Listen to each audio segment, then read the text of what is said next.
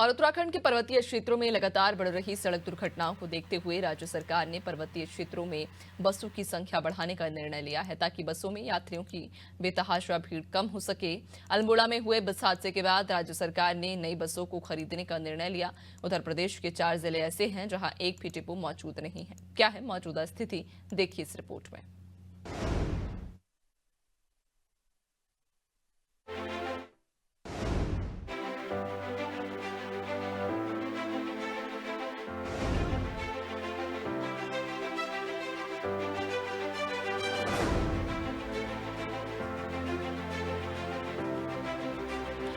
उत्तराखंड परिवहन निगम के 3 डिवीजन देहरादून, नैनीताल और टनकपुर हैं।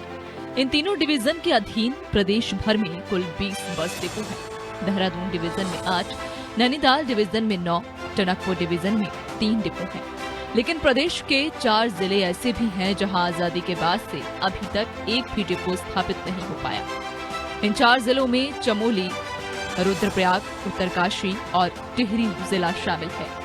ये चारों पर्वतीय जिले हैं जहां एक भी डिपो न होने के बावजूद भी बसों का संचालन किया जा रहा है। डिपो नहीं होने के कारण इन पर्वतीय क्षेत्रों में बसों के खराब होने पर यात्रियों को काफी दिक्कतों का सामना करना पड़ता है। डिपो मौजूद होता है तो डिपो के साथ ही वर्कशॉप भी बनाया जाता है जहां गाड़ियों की सर्विसिंग करने के साथ ही वाहनों को फिटिंग का कार्य किया जाता है।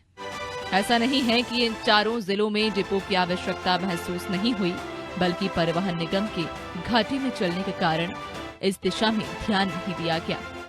इस बारे में उत्तराखंड परिवहन निगम के एमडी डॉक्टर आनंद श्रीवास्तव का कहना है कि सेवाओं की कमी और उचित संसाधनों का अभाव होने के कारण इस पर विचार नहीं हो पाया, लेकिन अब विचार किया जा रहा है। ये आपका कहना सही है कि 4 जनपदों में अभी भी डिपो नहीं है।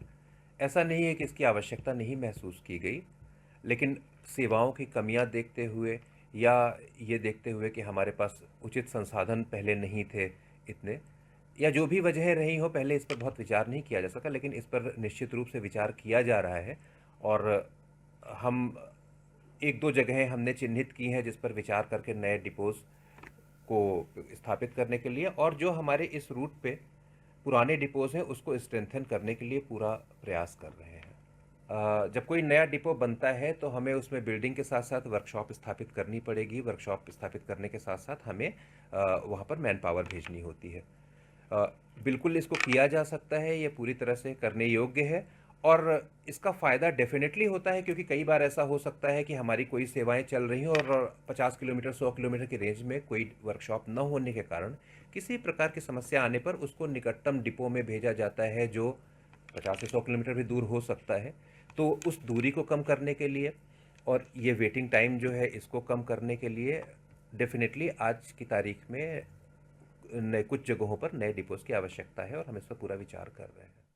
उम्मीद की जानी चाहिए कि जल्द ही पर्वतीय क्षेत्रों की सरकारी बसों के संचालन की व्यवस्था बेहतर होगी और 4 जिलों में भी डिपो खुल जाएंगे ताकि यात्रियों की समस्याओं का समाधान हो सके।